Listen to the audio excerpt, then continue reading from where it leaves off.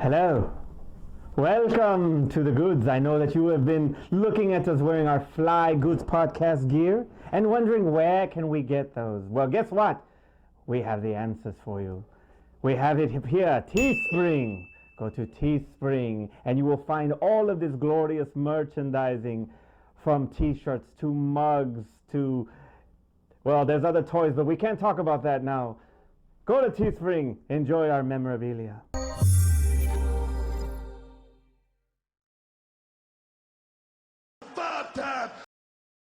And we're back! All flash! No substance. So today's top 5 is the top 5 Woody Harrelson films. Obviously, Woody is making a really big impact right now on everybody as Cletus Cassidy in Venom Let There Be Carnage. So we thought we'd look back and see this freaking underrated actor, I think. Yes. Underrated icon, Woody Harrelson, top 5. Terrence, go first. I feel like he kind of played the background on a lot of films before he actually got to kind of show that he could lead a film. I think so too. And then now I feel like he's kind of taking the background back again as he's gotten older. So I kind of picked the But he's getting movies. paid. He is. I picked the movies that were kind of like in his heyday.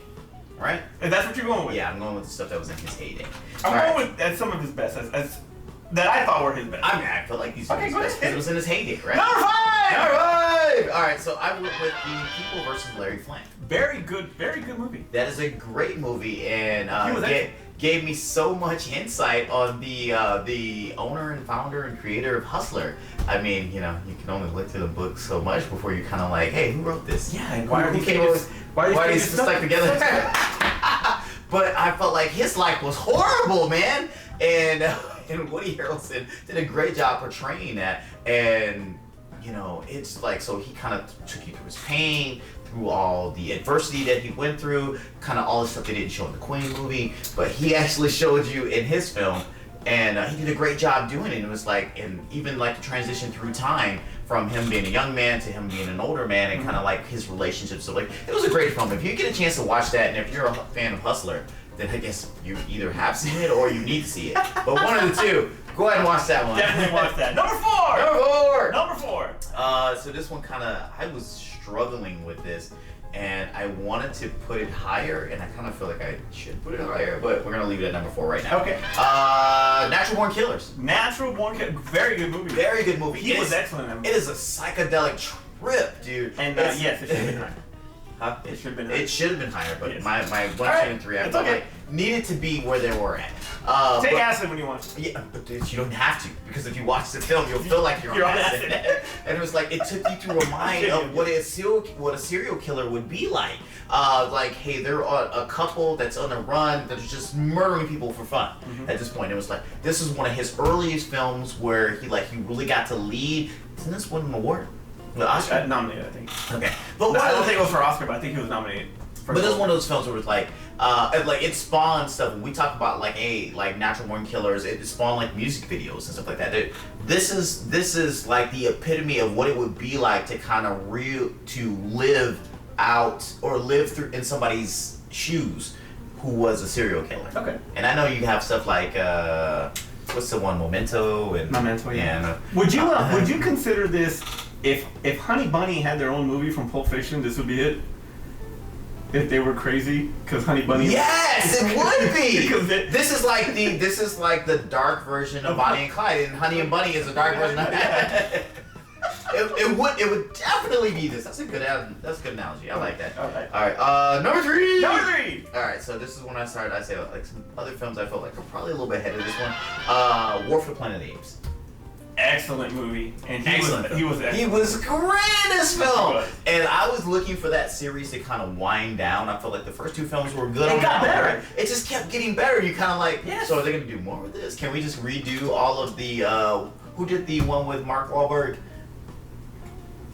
Tim Burton. And it's like, can we just redo that one with oh no, but he died at the end because he got the whole virus thing. But it's like he did a great job in this one, and this is my favorite one of the 3 films. It was You think the first one was the best one? Rise. I love Rise. This is my favorite one. I mean, you cannot. He did such a great job in this movie, man. But just the fact that when he just rises and says no. Yeah, I know. He has that moment of like, of his consciousness. Yeah, and stuff like that, and I get it. But I agree with you. But this one defines the series itself. Yes, and pretty much everything is like, you're expecting it to, like you said, it's already going to be done. It's a conclusion. It's the trilogy. It's already over. But it is just like, it just starts almost over again, because the ending is like a continuation. The series. I agree. No, I agree. It's great. It's a fantastic movie. All right, number two. All right, so I put this one this high because I enjoyed this film, even though the sequel kind of disappointed me a little bit, and that's not what you're thinking.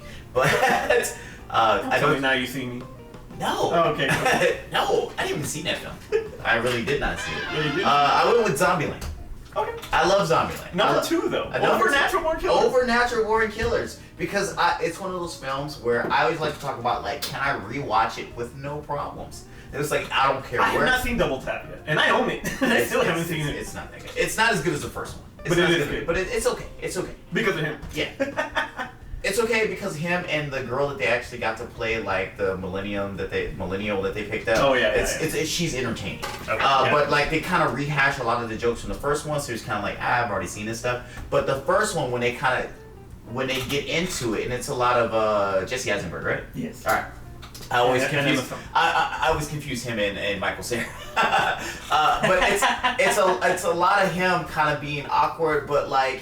Your over the top machismo guy is Woody Harrelson, and he does a great like, hey, I'm a country guy that's like I'm all about like enjoying the atmosphere of the situation that we're in, and that's like I love him in it, and kind of it's not normally how he plays characters, so it was a good different way for me to see him. Okay, all right, that's your number one. Yeah, no, that's my number two. What's number one? Number one! We gotta talk. What you don't know what it is? It's gotta be Billy Ho. Yes, White Man Can't Jump. It better be. That better be your number one. I love White Man Can't Jump. His chemistry with Wesley Snipes is amazing. So amazing that they got to do other films going forward. We always talk about how the fact that when two people on screen have great chemistry, why don't they do movies or sequels to other things? This was one of the ones where we got to see it. Wasn't great in everything that they did together though, but like they did do Money Train. No, on the Money Train. Did they do Wildcats? Wildcats? That's the one I'm thinking of. It's like they did Wildcats. They did Money Train. Money Train wasn't great. Wildcats was okay, but White Man Can't Jump was an amazing film. Hilarious movie. Obviously, the one we give crap about here on the show is Carla about her impersonation of his girlfriend. Carla's our freaking Rosie Bettis. Rosie Bettis over here. But the movie is an entertaining film. In what era you watch it, it's like I feel like that movie, even though the fashion's a little different, I feel like that movie can still play today. Absolutely, because I mean, basketball is universal. Yeah, no matter what. Street ball, street ball is universal. Yeah, universal. So it's the same making fun of somebody. It's the same showboating aspect, and to see Woody Harrelson, who I guarantee probably could only play basketball in that moment. I feel like he can't play basketball right now, but I feel like back then he probably could, and that was probably the best he was ever. And that's like. I loved him in the moment, and I loved him in that. All right, and now I'm gonna start my top five, and it was gonna be a certain. I was looking at it a certain way. I'm listening to your list, and like, okay, I don't want to have the exact same. That's what I said we were gonna have the same. And we were going to, but I'm gonna have to go with just acting ability too. I gotta throw that in there and on that. So I'm gonna go. Now you can't see me. Or now you number see me. 5 is gonna be 3 Billboards. Dixon, I'm in the middle of my goddamn awesome Easter dinner. I thought 3 Billboards was more about Sam Rockwell, and I think we got kind of a problem. But he is freaking really good in the Billboards. Okay. The movie in general is freaking awesome, and by that time he already hit his range. He already can freaking do the job like really, really good. Okay. You know, so yeah, I'm gonna get from what the kids say on Twitter now, he understood the assignment. So 3 Billboards, number 5. Number 4 is also War of the Planet of the Apes. War of the Planet of the Apes, no Hunger Games. No. No Solo either. But he was freaking absolutely amazing in this one. And I just think the ending, one of the things that got me the most because he was so mean in this movie. But when him and Caesar finally come face to face, man, and they just see each other's pain almost, it's almost like they're trading pain. You know, kind of like when, and this is really stupid, but when, if you ever seen Orca and when Richard Harris and the killer whale are like looking at each other's pain. The orca is looking at his the orca sees the drunk driver killing Richard Harris's family, and then Richard Harris sees the orca like he's killing the orca's family. Either way, do we see inside the orca's mind? Yes, you do. But regardless, stupid analogy, but it's all right.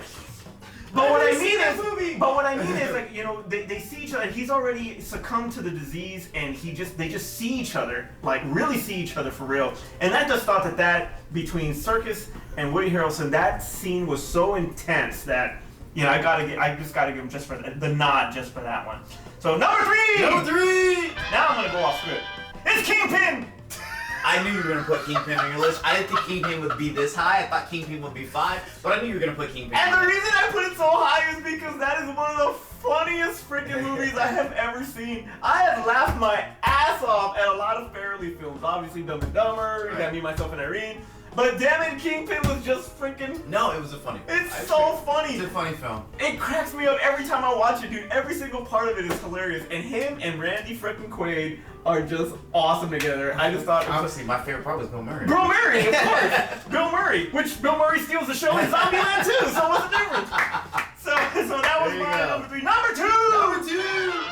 It is also Natural Born Killers. There you go. That's a great film. I feel bad for putting it as low as I put it, but I felt like the first 3 were probably better. You got him and Juliette Lewis, Mickey and Mallory here. And, that's why I can remember Juliette. Yeah, but Juliette Lewis, him and their chemistry together, being directed by Oliver Stone, and then being surrounded by such a freaking great ensemble, like, you would never freaking, like Rodney Dangerfield, you would never see Rodney Dangerfield in the way you saw him in this movie. Like, it would be a complete shock if you saw Rodney Dangerfield in this movie, because he's nothing like what you're used to seeing him in.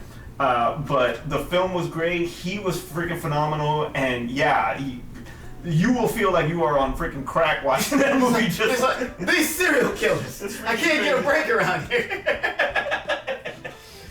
Alright, and then that was my number 2, right? Yeah. Number 2. Alright, so my number 1 is White Man Can't Jump. White Man Can't Jump. I just can't. I mean, that movie came out in 1992, and it was funny as hell back then. I rented that movie so many times from Blockbuster, VHS to DVD. I still rented that movie over and over again. You know, when we would play basketball, street ball with our friends, the quote after quote after quote on that movie. No, my friend, you gotta shoot it to sit down. Like everything, no, it was too easy. Everything about that movie was just freaking hilarious, and you know, like T said, the chemistry with him and Wesley, you know, it's just, you only catch that type of chemistry every once in a while. Yeah. And even though Money Train wasn't as successful, Gene Wilder and Richard Pryor, yeah. And even though you don't get that same type of success that you got, you know, with Money Train, their chemistry on Money Train was just as good. Yeah. So, but it started. J-Lo messed it up. J-Lo didn't mess it up. But it started with Wildcats, but this is the one that really supplanted them as a freaking awesome team. I hope they do something together again. I'm still thinking White Man Can't Jump Part 2, where they're King and Duck this time. I would love to see that. That'd be cool. Yeah, that'd be cool. All right. Cool. Gotta get back. Honorable mentions. Gotta get Woody back in shape for that one. Honorable mentions. I went Kingpin as well. I also went Hunger Games for his small part in that. Well, he's in every movie, though. I know he is in every movie, but it's still a small part. Well, collectively, it's one. It's one. When you put it together, it's like one movie. When you add all of them together, it's like he's in one whole movie by himself. He's a star. All right. It's all about dressing and stuff and winning everybody's hearts. All right. Next one. No, that's it. Go ahead. That's all I put. That's it. That's all you had? put. Okay. Wildcats. That's what I did. Okay, I did put People vs. Larry Flint. It was really hard between that one and 3 Billboards, but I just thought that because the People vs. Larry Flint, it was an ensemble, so it was. No, it was David. There was a lot of people in there, but I feel like what he did. But it was more of the Tom Cruise Born on the 4th of July first go around. No, it was way better than that. I almost felt like it was his. No, I'm saying it was his version of it. No, it was his version of Forrest Gump to me. You thought so? Yeah. Okay. I feel like they went through so many eras of his life. And you're right. And he played it to perfection. And then once he got into that when they shot him and he was paraplegic and all that, you know, he played that great. and him and Courtney Love were great together. Edward Norton was great in it. But I just thought the way his performance in 3 Billboards I thought was a lot more mature and it had a hell of a lot more substance than People vs. Larry Flint. What sucks about that is that his character in 3 Billboards is a fictional character. Larry Flint was a real person. That's what sucks about that. You know who's more real is this fake guy over here. Exactly. Exactly. All right, Zombieland, because of Bill Murray. All right. Wildcats. Not because of Woody Harrelson, because of Bill Murray. No, yeah, it's great too. All right, of course, Wildcats. Hell yeah, freaking Goldie Hawn. That shit was just hilarious. Okay, how about this one? Indecent Proposal. Oh yeah, I forgot about that, but I felt like that movie was more. Well, no, it was about them dealing with the situation, right? Okay, now I was gonna say it was more Demi Moore, but no, it was about them as a couple dealing with the situation. Now here's what I don't get. They ended up. She ended up doing it. Yeah. She ended up getting the money. Yeah. They didn't. I guess they didn't have the money together or something because they were broke at the end anyway. It ended their relationship. Yeah. Like it, yeah. So what was the point? Just give them half the money and go. At least give them $500. I mean, did get $1 million, right? Yeah. Yeah, it was like $1 million. I'd get over it. I'd get over it. I'd get over it. Yeah, because guess what? I got a million reasons to get a hall pass, and I'm gonna go get some. Yeah, that's all you need to do. Hey, babe, look, let's get that $1 million. I get one freebie. But I get a freebie. Yeah, there you go. Yeah. It's like, we'll be fine. Exactly. We'll be fine. We're even. We'll move on. All right. Obviously, Money Train, Semi-Pro. He's a semi-pro? Yeah, dude, he's the one with the championship ring. He was like, for riding the bench. He was the Jack Haley the John Sally of freaking semi. No, you had it right, Jack Haley. Oh, yeah, right. Jack Haley. Okay, yeah, okay, so yes, I did have Hunger Games. I did have Solo. I gotta give him love because you're wearing the Rule of 2 shirt. Yeah, and you can buy a Teespring. Yeah, you can buy a Teespring. We'll talk about it. So Solo. And okay, there was a movie that came out a long time ago, 94, and we're at Blockbuster. The Cowboy Way. With him and Kiefer Sutherland. I've never seen that. That movie is funny, dude. He's hilarious in that movie. I've never seen that. I've never seen Midnight Cowboy. I've never seen. I'm walking here. You ever seen Midnight Cowboy? Never seen it. And now you see me, but nobody saw it. So. Yeah, there you go. Damn thing is over. It was whitewashed. Why would you see that? It was supposed to. That was. Oh no, not Now You See Me. I'm thinking of 21. Sorry. Oh yeah. 21. Whitewashed. I heard it was good. It was whitewashed up. Spacey. So, guys, if this is the first Baby Driver with cards. Because Spacey was the. Oh. But anyway, forget it. All right, guys. Please make sure you put your top 5 lists in the comments below. We'd love to see what you guys got. Woody Harrelson has a bunch of films. Not all of them great. Not all of them did he star in. But if you guys can put together a top 5 list of even some things that he featured in that he somehow made the movie better, we'd like to see that in the comments below. Also, as well, make sure you subscribe as well as click the notification button so that way you're aware of all the other things that we do on the channel besides just top 5. We do some other stuff on here too. And if you haven't already talked, we haven't already talked about it, which we did. The t-shirts we're wearing, these are also on Teespring, the Goods Podcast, and the Rule of 2 shirt, which we haven't done any Star Wars news in quite some time. We're gonna get back to that. As soon as the Bad Batch has a good episode. I mean, we're gonna get back to that. Make sure you go to Teespring and pick up some of our merch, and that's all I got. All right. Hey, and by the way, if this was a top 20 television characters, Woody Harrelson's Woody Boyd from Cheers would definitely be on there. Oh yeah, we were doing TV series. Yeah, exactly. Yeah. Anyway, all right. So for Aspen, Art, and Carla, wherever the hell they're at, I'm Manny. I'm Terrence. And we'll see you next time. Real quick, if you're still here, because we do these into the video little blooper things. If you're still here, look down. There's a link here for Patreon. If you guys like the show, please give us money. We'll take a penny. We'll take a nickel. We'll take a dime. We'll take $1. We have some stuff on there that we're giving away on Patreon if you do contribute, because trust me, we need help. We want to buy new equipment, and we need an editor. Somebody who doesn't have to stay up in the middle of the night, or they don't have to stay up in the middle, but I won't have to do it. So please, down patreon.com/thegoods. It's in the link. Please do it. We appreciate it.